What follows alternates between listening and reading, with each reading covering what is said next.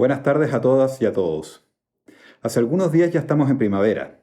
Han cambiado la hora, suprimido algunas restricciones y es evidente cómo en el ánimo de los ciudadanos se ha nuevamente adoptado este retorno a la vida exterior. Esta mañana, la editora del New York Times para Latinoamérica, Elda Cantú, escribía acerca de nuestra relación con el trabajo citando un ensayo de Jonathan Malesic, quien llama a hacer un esfuerzo para demostrar que existimos para hacer algo más que trabajar. El autor propone que la dignidad, la compasión y el ocio son los pilares de una ética más humana. El fin de semana visité el Parque Metropolitano, constatando cómo este monumental templo al ocio se ha consolidado como el mayor lugar de concentración humana de la capital, fuera del mall. ¿Qué es lo que hace al Parque Met tan atractivo, pero sobre todo tan necesario para las más de 400.000 personas que lo visitan cada mes? Respuestas hay muchas y probablemente evidentes, pero estas no son casuales.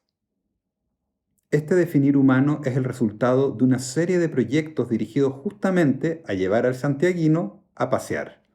Un sueño nacido de la mente del visionario Vicuña Maquena y relevado en determinación por su sobrino Alberto Maquena, han logrado reunir virtuosamente las condiciones para transformar un lugar más bien inhóspito en el conjunto de recorridos y rincones bajo el follaje que dan cabida a la diversidad, a la inclusión, en el espacio probablemente más democrático de la ciudad. Nuestra invitada, la arquitecta Tatiana Carbonell, nos invita a conocer el derrotero de este espolón andino que, como imponente embajador de nuestra cordillera en el centro mismo de la ciudad, nos sugiere cómo la montaña puede ser dominada y habitada para satisfacer una de nuestras necesidades básicas, la posibilidad de ocio. Soy Philippe Boissier y les doy la bienvenida a los Diaporamas DAV.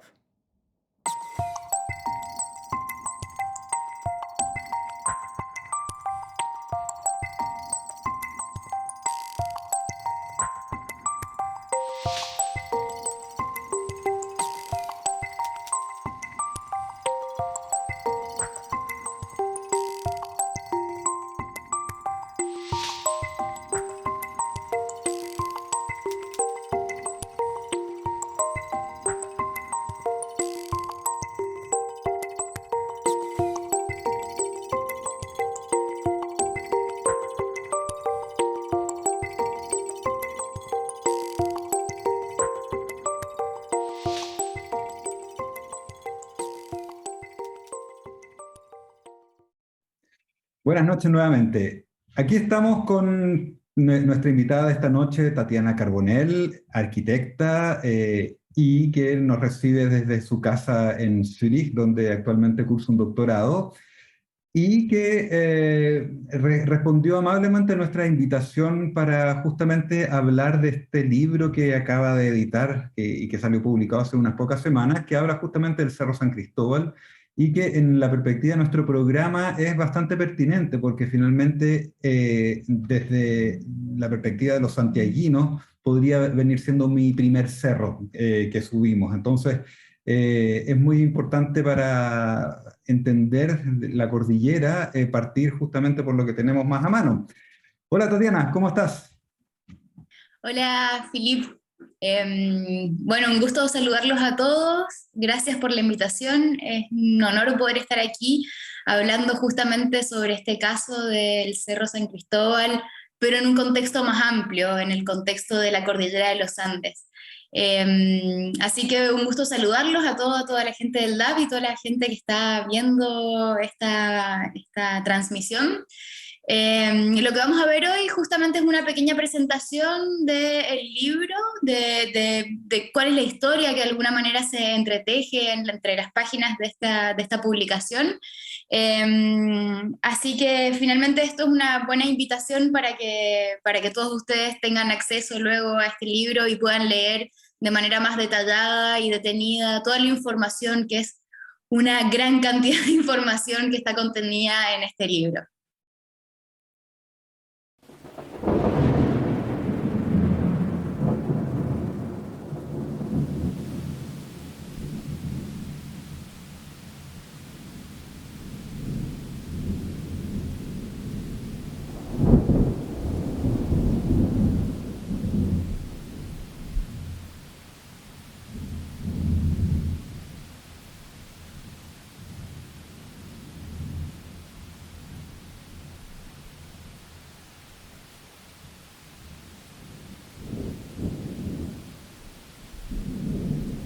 De Roca a Parque, la formación del Parque Metropolitano, es un libro que relata la transformación centenaria del Cerro San Cristóbal, en la que este sitio pasó de ser un terreno árido y lejano de la ciudad al gran parque que hoy conocemos. Esta publicación se origina como mi tesis de investigación en un contexto académico, pero que en el camino se fue transformando en una exploración y una investigación coral.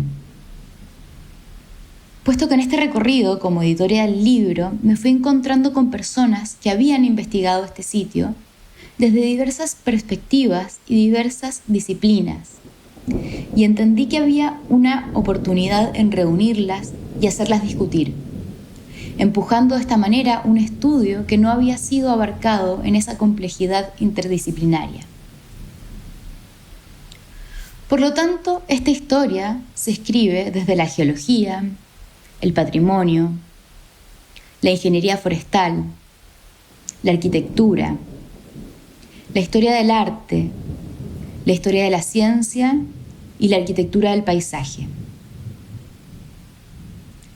Esto me llevó a entender que el paisaje de este cerro no es un paisaje completo o acabado, sino que más bien se trata de un paisaje compuesto por un entramado de distintos entendimientos, visiones o historias sobre este sitio.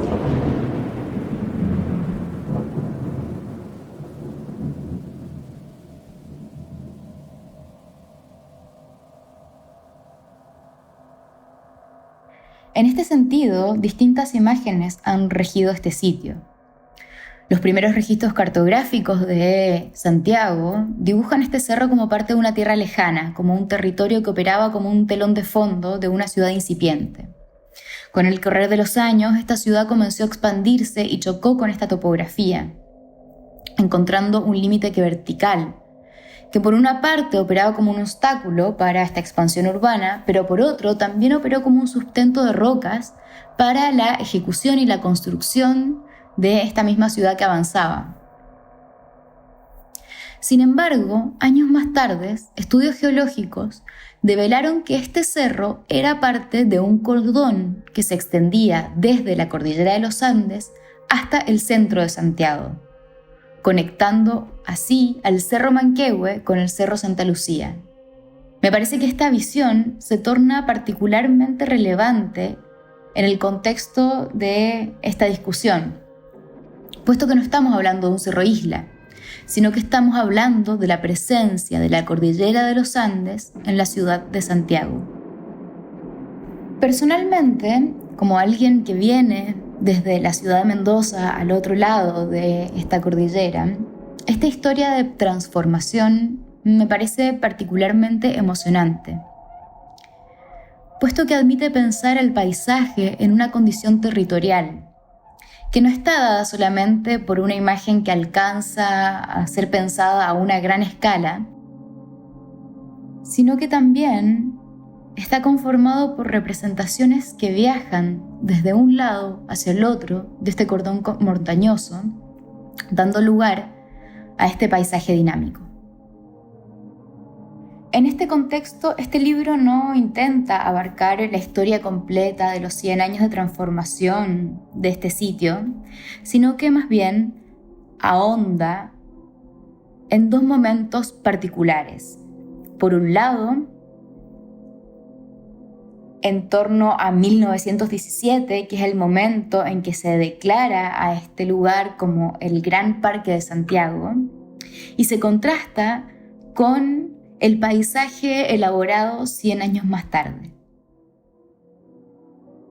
De este modo, la estructura del libro intercala dos estrategias distintas para desarrollar esta historia.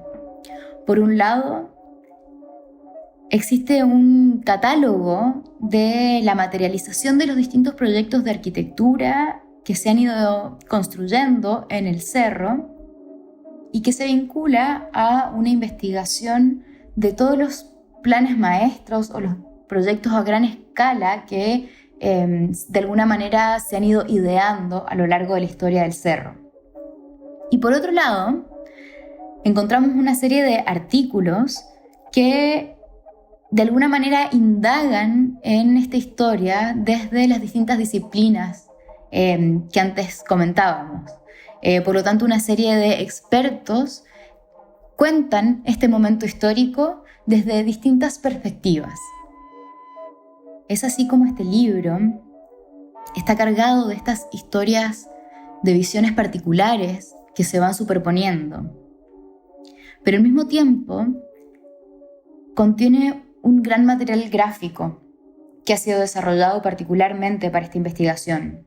Por un lado, tenemos un estudio fotográfico desarrollado por Felipe Fontecilla que se va desplegando a lo largo de todo el libro y apoyando también estos relatos.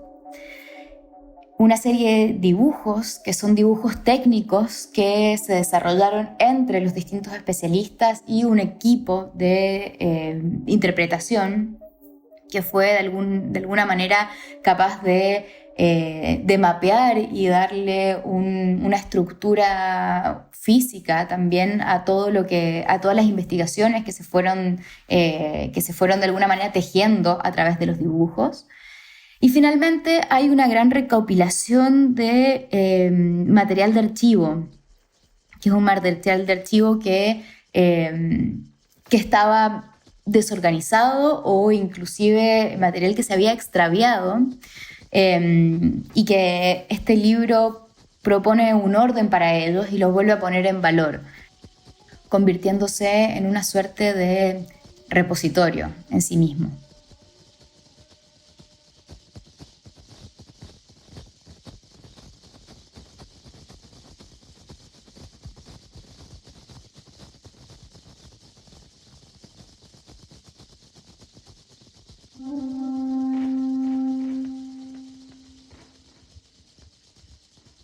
La presentación de este catálogo de proyectos está dirigida desde una lectura bastante particular que tiene que ver con la tecnificación de este paisaje. Y se entiende, por lo tanto, que todas estas construcciones, a lo largo del tiempo, han tenido que ver con la construcción de grandes máquinas sobre esta colina. De este modo se pueden entender las construcciones del Observatorio Lick, por ejemplo, o el Torreón Victoria, que funcionaba como un observatorio astronómico. Inclusive el teleférico o antiguamente el funicular como maneras de subir a este lugar, o como el ferrocarril del Oriente, que era un ferrocarril que antiguamente daba vueltas por algunos sectores del cerro. La incorporación, por ejemplo, de las antenas como como momentos que también le dan sentido a la infraestructura de este sitio, pero también aquellos sistemas que constituyen este lugar, como el sistema de calles, caminos o senderos, o las redes de aguas, por ejemplo, que de alguna manera sí le van dando forma también a este sitio. También se pueden considerar como los proyectos de electricidad y de iluminación del lugar, o los proyectos de canteras y de contenciones.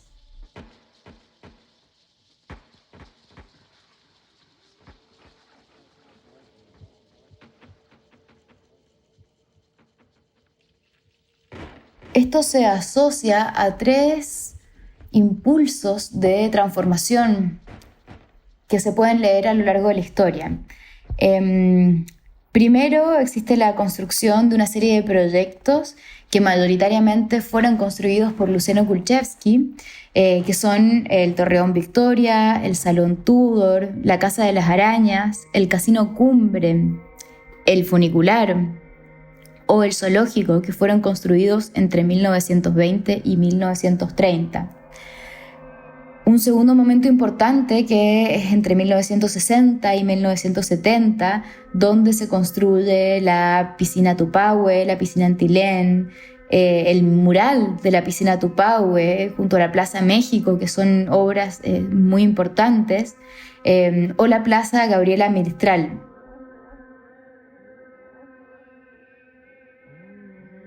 Y finalmente se reconoce un tercer momento que se inaugura alrededor del 2008 o 2009 con algunos proyectos como el Parque Bicentenario de la Infancia o el Paseo Metropolitano, y que dan cabida a una cascada de proyectos que se van sumando y que se pueden entender como un proyecto en su total. El Paseo Metropolitano es este proyecto que se agarra de la cota del antiguo Canal del Carmen, que es un canal que hoy está seco porque las aguas se redireccionaron bombeándose hasta la cumbre del cerro, pero que es un canal que bordeaba todo el contorno del cerro y que por lo tanto marca una cota, ¿no? El Paseo Metropolitano se agarra de esa cota para transformarlo en un paseo que puede ser recorrible en su horizontalidad. Y es un proyecto que comenzó en el 2008 y que actualmente se sigue construyendo. Y eso es algo muy interesante porque efectivamente es un proyecto que fue realizado por Ricardo Torrejón en un contexto universitario también, como un título del programa de arquitectura, y que fue dirigido por Alejandro Aravena, quien luego lleva este proyecto como un proyecto a su oficina de Elemental, y que se empieza a construir en ese contexto, pero que finalmente el Parque Metropolitano es capaz de apropiarse de este proyecto y aún sigue en esa construcción. Y luego se anexan algunos proyectos, como por ejemplo el proyecto de Chile Nativo, que es un proyecto que empieza con Mario Carreño y Piera Sartori, que luego se continúa como etapas de evaluación por Tiffany Kopman y arquitectos, y que actualmente también sigue en una etapa de transformación y de construcción. Hay algunos otros proyectos interesantes, como por ejemplo todos los accesos que se fueron realizando.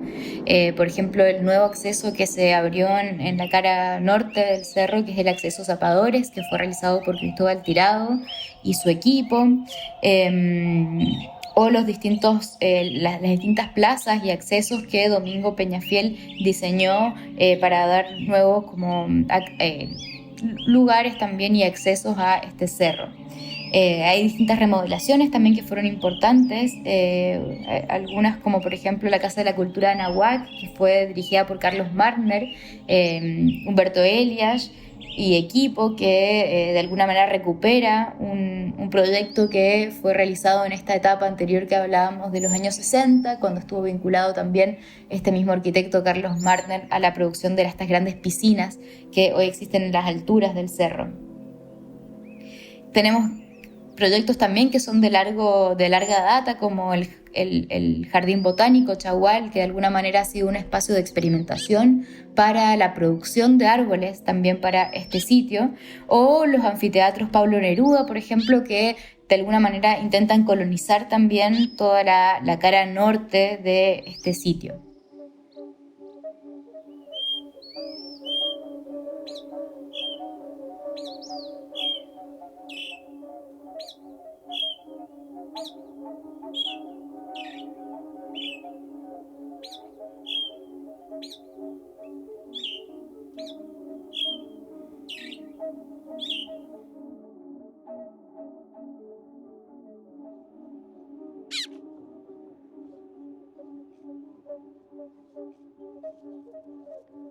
Por lo tanto, esta serie de proyectos se van intercalando y así entrando en discusión con las investigaciones y los artículos que podemos encontrar en este libro. Esta serie de artículos comienzan con la investigación de Dino Bossi, Rodrigo Chauride y Beatriz Stager, que hablan desde la geología de el San Cristóbal a través de las canteras. Relatan la historia de cómo este sitio era un antiguo lugar de extracción pétrea y van de alguna manera entrando en la formación geológica, puesto que entienden estas canteras como unas ventanas hacia ese pasado geológico. Aquí se describen las rocas fundamentales que conforman a este cerro y que de alguna manera le dieron vida a estas canteras. Canteras características por la famosa roca basáltica azul que se utilizó para la construcción, por ejemplo, de la pavimentación de la ciudad, o de la famosa también roca rosada que viene de una formación en abanico, que se podía extraer de algunos sectores y que se utilizó, por ejemplo, para las escaleras del Palacio de la Moneda o de muchos de los edificios característicos de la ciudad. Por lo tanto, se relata cómo esta roca que es extraída desde este cerro en realidad también se reposicionaba en otros sectores, como el puente Calicanto, el nombrado Palacio de la Moneda, la canalización del río Mapocho. Y es así como de alguna manera estas canteras son parte esencial de esta capital que empezaba a tomar una forma de ciudad modernizada. Por otro lado, encontramos el texto que se llama La forestación de una roca, escrito por Magdalena Godoy y Paulina Fernández, que son ingenieras forestales y que hicieron una asombrosa investigación in situ, que de alguna manera develó un material que no existía, y que fue justamente esa revelación de cómo fue que todos esos árboles que hoy encontramos en el cerro llegaron hasta ahí. Esto efectivamente no había ningún registro antiguo ni de compra de árboles, ni tampoco algún dibujo que fuera mostrando cómo se fueron instalando los árboles allí. Por lo tanto, fue una investigación que las ingenieras fueron haciendo a través del levantamiento de cada uno de estos rodales y luego especies particulares, y haciendo estudios de justamente la edad de estos árboles. Y de esa forma, asociando esta información con información histórica, fueron capaces de modelar cómo fue que este sitio se fue llenando de esta población arbórea que hoy conocemos. En ese sentido, es interesante la historia que ponen en relación a Bosque Santiago, que fue una de también de los centros donde se empezó a estudiar cómo era posible llenar de árboles este lugar que no tenía un sustrato de suelo muy grueso, y que por lo tanto había que encontrar una estrategia para poder hacer que los árboles sobrevivieran en este lugar.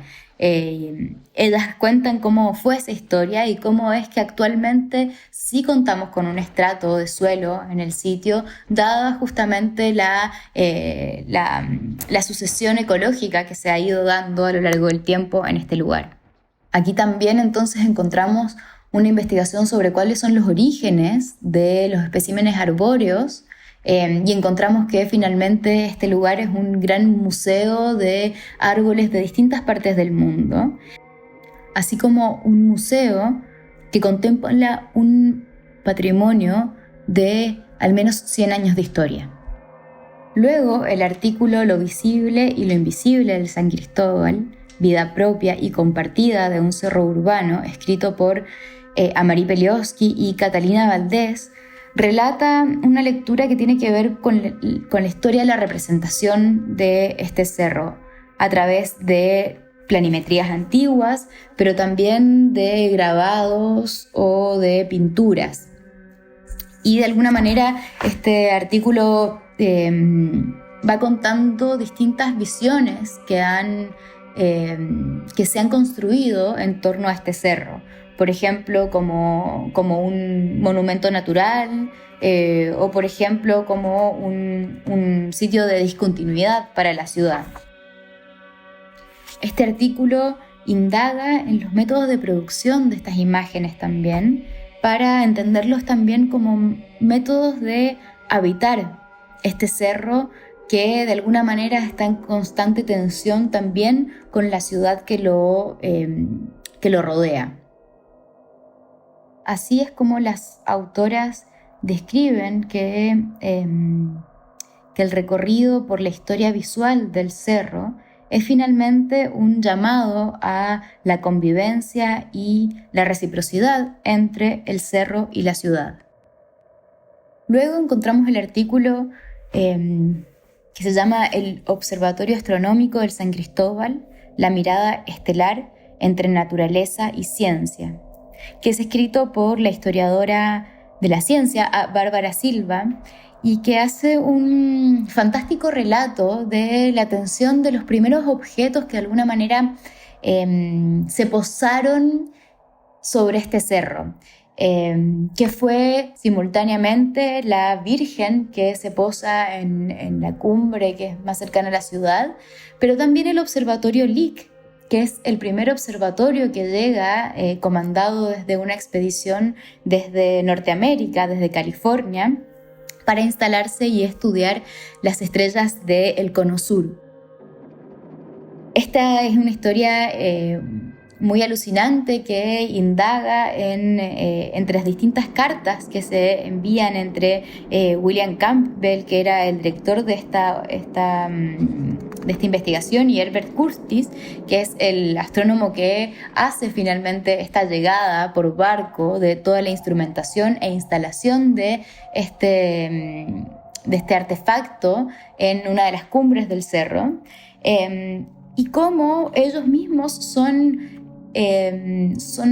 observadores de una transformación que se empezaba a dar en este cerro. Ellos llegaron a una tierra que era prometida para ellos porque estaba en un cerro muy alejado de la ciudad y que era por lo tanto idóneo para esta observación de estrellas, pero que sin embargo muy poco tiempo después de su instalación es una tierra que se declara como parque público. Por lo tanto, esta historia tiene que ver con esa sensación de desorientación que este equipo de científicos de alguna manera enfrenta en este periodo. Y finalmente el artículo Orígenes de un gran parque, 1915-1927, escrito por la arquitecta Romy Hedge, le da forma y también materialidad a ese momento de desconcerto de estos científicos, pero que fue un momento muy importante porque es el momento en que se declara finalmente que este sitio iba a ser transformado en un parque urbano.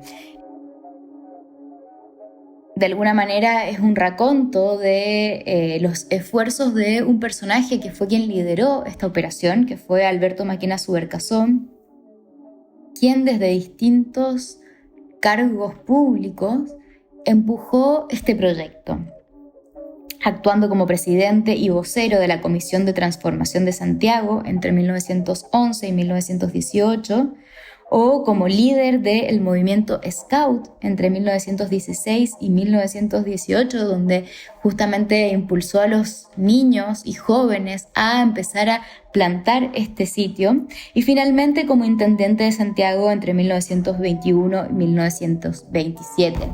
En esta historia también se relata la invitación que Alberto Maquena hace a Carlos Thays, que era ingeniero y paisajista francés que estaba radicado en Argentina, que fue director de parques en Argentina y por lo tanto el ideólogo de todos los grandes parques del país, y que realizó un proyecto para el Cerro San Cristóbal en 1920, y que justamente impulsaba la incorporación de estas antiguas canteras que ya habían sido discutidas como espacios fundamentales para la recreación pública.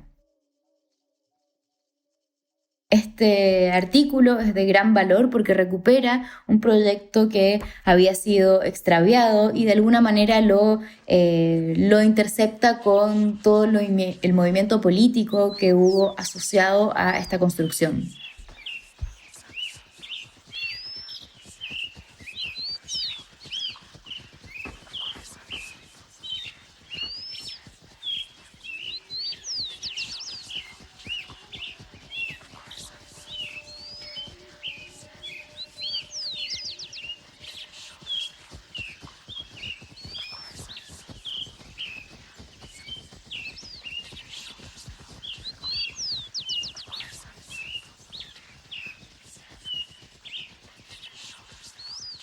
Por lo tanto, la invitación de recorrer las páginas de este libro es también una invitación a recorrer este sitio que vincula la transformación de la ciudad de Santiago con la transformación de la cordillera de los Andes.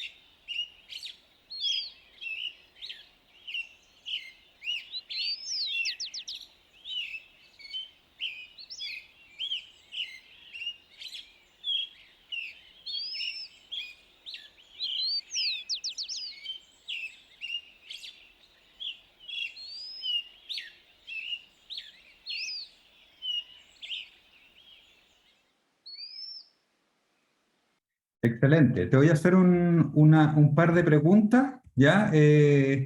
Un par de preguntas para ver si, para ir adentrándonos o más bien profundizando en lo que estamos viendo.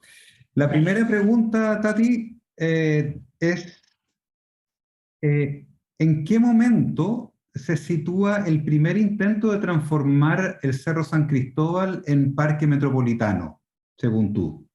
Uh-huh.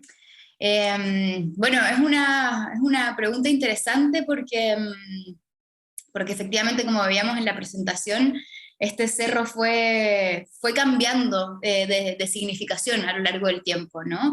Y de alguna manera la primera idea que aparece de transformar este cerro en un parque viene desde Benjamín Vicuña Maquena, quien fue el que transformó el Cerro Santa Lucía en primer momento, y de alguna manera él es el primero que esboza la posibilidad de hacer otro cerro que ya no fuera una plaza pública como era el Santa Lucía, sino más bien un gran parque.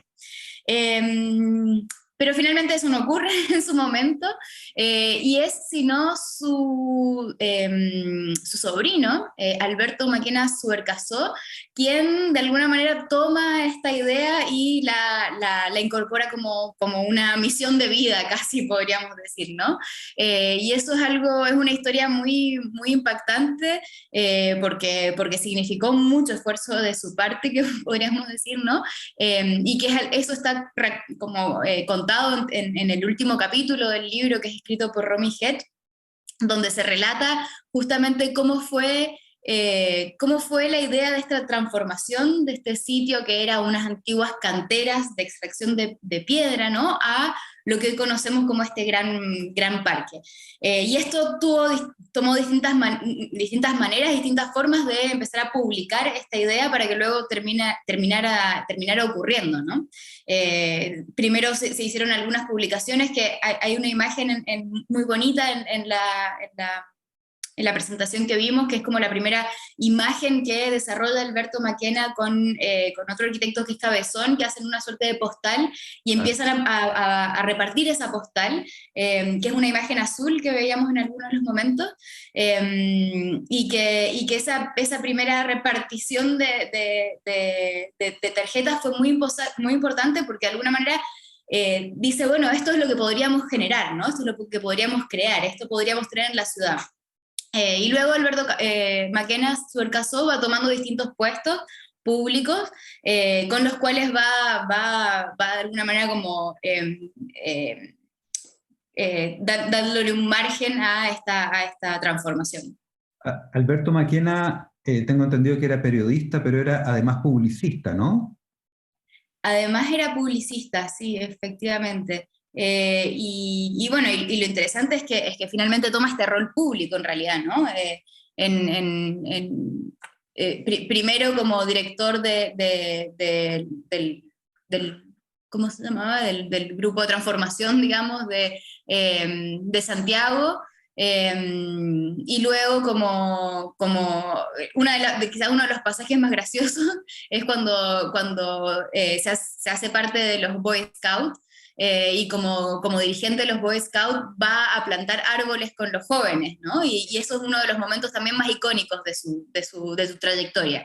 Y finalmente como intendente de Santiago, ¿no? Como que son tres momentos donde distintas áreas, asociándose siempre justamente a las publicaciones, y como bien dices, que esta idea empieza a imponerse. Tatiana, pero a ver, si uno recorre hoy día varios ciudades y pueblos de Chile, por ejemplo, se me ocurren los Andes, se me ocurren algunos pueblos que están en la zona de Colchagua, es bastante usual que en los cerros aledaños existan estas rutas de romería o de peregrinación con algún monumento religioso en la cumbre. ¿Se tiene algún registro de que antes de Vicuña Maquena ya hubiese existido algún paseo hasta la cumbre del San Cristóbal, lo que a mí me parece bastante evidente al mismo tiempo o incluso antes que las canteras?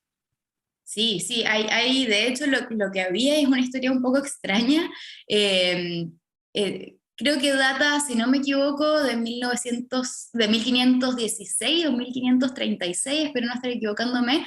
El primer registro que hay de colonización de este cerro es con una cruz, que había una cruz de madera. Lógico. Y efectivamente esa es la cruz que está en la cumbre donde actualmente está la Virgen, ¿no? Y ese es el primer registro que se tiene de una suerte de colonización del sitio. O sea, o al menos como de esta ciudad que hoy conocemos, post fundada por Pedro de Valdivia. Algo que relata el libro y que es súper interesante es que efectivamente habían como entre las poblaciones antiguas, digamos, que tienen que ver con esta población inca y que antiguamente era, no me acuerdo, pero mapuche de alguna manera. eh, habían algunas como canalizaciones de agua sobre todo, y eso, hay algo que es bonito, que es esa zona que se llama el Salto. Se llamaba el Salto porque antiguamente era un salto de agua, ¿no? Y eso se sabe que es una canalización inca, efectivamente. Interesante. A ver, y si Vicuña Maquena tuvo esta idea de hacer un parque metropolitano, o un parque, sí, parque metropolitano, de alguna manera estaba inspirado por alguna tendencia que había en ese momento. ¿Cuál es un poco la historia, el contexto de estos parques metropolitanos a mediados o en la segunda mitad del siglo XIX? Eso es una pregunta bonita para esta historia en particular, porque efectivamente Alberto Maquera había viajado a Francia, al igual que Benjamín Vicuña Maquena, y por lo tanto estaban muy influenciados por lo que estaba pasando en ese momento en Francia, que era como esta gran transformación a una ciudad moderna, ¿no? Y ahí estamos haciendo referencia a la transformación que fue impulsada por el barón Haussmann, que fue este momento donde se abrieron las grandes avenidas de Francia y se transformó la ciudad de una ciudad medieval a una ciudad moderna. En ese mismo momento, la manera que se encontró para expandir al mismo tiempo la ciudad, mientras sacaba gente desde el centro para abrir estas avenidas, básicamente, se las trasladaba a otro sitio de la ciudad y la ciudad se expandía. Y el modelo que se desarrolló tenía que ver con los parques, ¿no? Esta expansión y esta reformación de la ciudad tenía que ver con posicionar estratégicamente ciertos parques. En el caso de París, está en el Bois de Boulogne, que está como hacia el este, hacia el oeste tiene como su Fuerte, correlación. claro, Hacia el suroeste sur es también Bolonia. hay un gran parque, y hacia el norte, el último parque que se inauguró fue el parque de Buttes-Chaumont. Eh, por lo tanto, como la idea de ciudad que estos personajes tenían de alguna manera y que de alguna manera estaban interesados también en promover para Santiago tenía que ver con esto, ¿no? Con la idea de encontrar una serie de parques que le dieran forma a la ciudad. Y de alguna manera uno puede encontrar eso en esa ciudad como también que se estaba modernizando de Santiago, y lo que faltaba justamente era este gran parque en la zona norte de la ciudad. Y algo que también es interesante como para cerrar esta historia es que el personaje que hace el primer plano y el primer proyecto para este cerro, que es Carlos Taís, quien fue invitado por Alberto Maquena Subercasó, y que lo decíamos recién en la presentación, ¿no? Carlos Taís era ingeniero y paisajista francés, pero que se había radicado en Argentina y estuvo trabajando como director de parques en Argentina, y por lo tanto fundó los grandes parques en Argentina. Y por lo tanto era como era un gran honor de alguna manera que fuera quien diseñara este gran parque. Carlos Taís había trabajado en su juventud en el Parque Buttes-Chaumont, que había sido diseñado por Alfand antes, y había trabajado con Alfand, que era como el director de parques de Haussmann. Y es interesante también porque el Parque Buttes-Chaumont era una antigua cantera también, ¿no? Claro, Entonces, exacto. de alguna manera me imagino que le habría generado cierto interés haber hecho un parque en este sitio con tanta pendiente, a diferencia de los parques de Buenos Aires, por ejemplo, Córdoba, que son hechos en un territorio sumamente plano. Claro. Se entiende en la presentación que en fondo el master plan hecho por Taís se habría perdido, por lo menos el plano, y que después, a lo largo de prácticamente 100 años, solo hubo tres movimientos, digamos, de intervenciones, como lo que explicabas tú, lo que está relacionado con Kulczewski, lo que pasó en la década de los 60, 70, y estas intervenciones contemporáneas. ¿Existe algún master plan actual o lo que estamos viendo es la suma de iniciativas puntuales? Eh, Efectivamente, hay algo que podríamos hacer una diferencia que me parece interesante hacerla, que es que sí existe un master plan actual, no así un proyecto. Y quizás esa diferencia es interesante hacerla porque efectivamente esto que hizo Carlos Taí junto a Alberto Maquena Subercasó en este primer momento era un proyecto en el sentido en que estaba dibujado a escala casi que uno a uno, dónde iban a ir cada una de las partes de este proyecto, ¿no?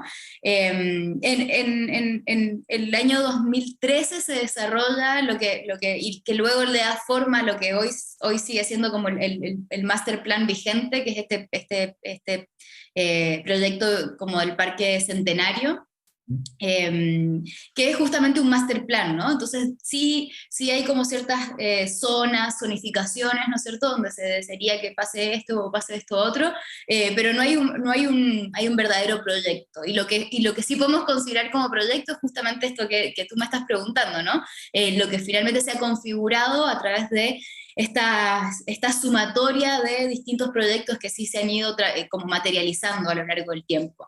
Y que en el libro aparece de manera bien asombrosa, ¿no? Que finalmente estamos hablando de proyectos que son bastante interesantes, ¿no?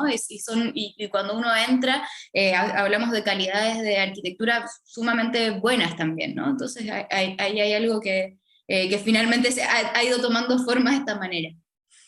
Y un poco para ir terminando, sin duda ha sido podríamos decir que ha sido una gestión relativamente exitosa, por lo menos los últimos no sé, 10 años del Parque Metropolitano claramente han tenido una repercusión principalmente en la cantidad de personas que visitan el parque. Hay unas cifras que dicen que el año 2019-18, si es que no me equivoco, más de 24 millones de personas lo visitaron al año. Eso estamos hablando de 400.000 personas al mes aproximadamente, lo que es finalmente un gran éxito, y un gran éxito debido a dos factores, probablemente uno, a la necesidad o al auge de las personas de buscar áreas verdes, áreas de esparcimiento, y dos, tenerlo cerca, pero sobre todo tenerlo cerca y de manera organizada, ¿no es cierto?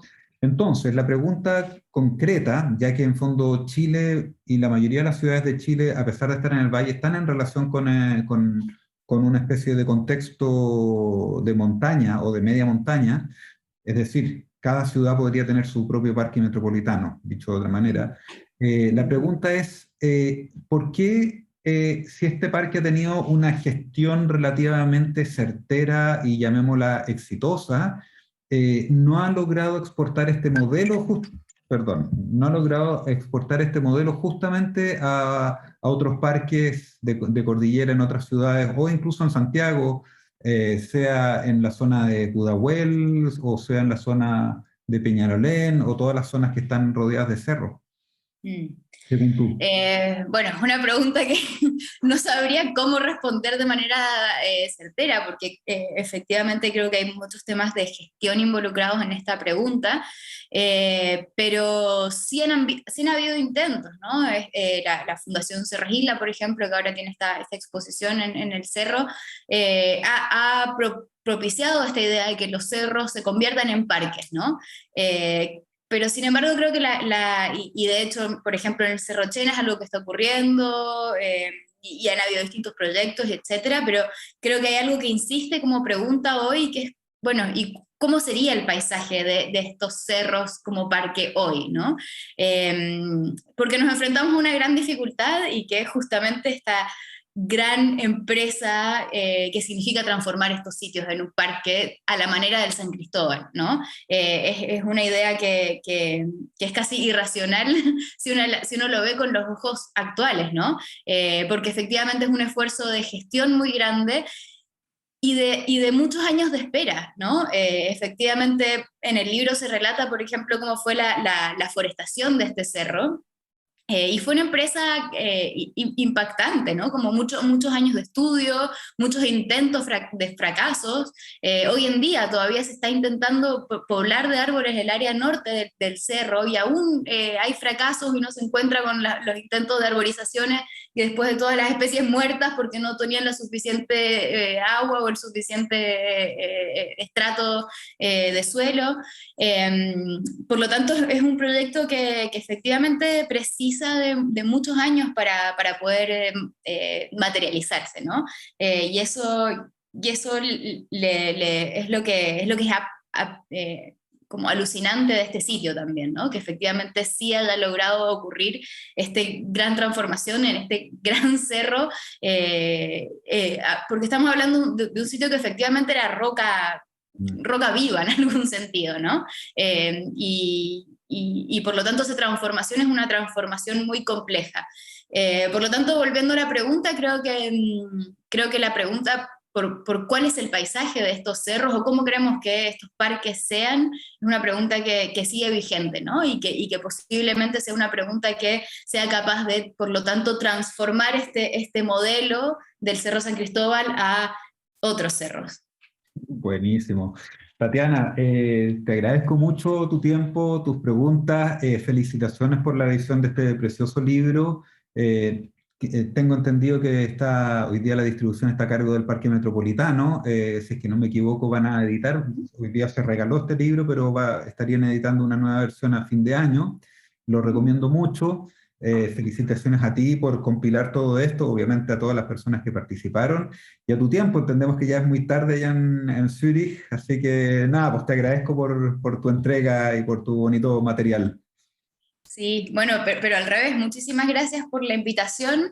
Es un gusto poder estar, a pesar de estar lejos, poder estar cerca, así que me alegra muchísimo y también gracias por también este trabajo con el material, fue muy emocionante ver cómo a pesar de que es una historia que haya sido relatada por mí y que conocía los materiales, verlos como elaborados y trabajados desde otra perspectiva es como que me mostró cosas que a veces no había visto, así que agradezco mucho también ese trabajo. Ya pues, me despido entonces. Gracias. Bueno, saludos. Chao. Chao.